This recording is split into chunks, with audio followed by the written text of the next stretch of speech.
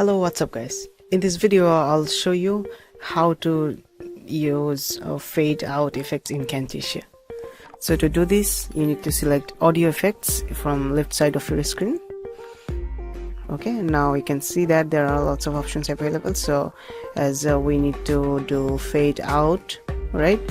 So let's just try to see at the ending part of this audio there are no fade out option, like there are no audio point here. So you need to select fade out and simply put that thing here into that media file, you know, in which media file you want to add this effect. Now you can see there is a audio point, so you can just adjust the audio point according to your needs. So let's suppose this should be right here, the audio point should be right here, and fading point. Okay, and I'm just bring that audio point here so that it will look nice, it will sound more nice.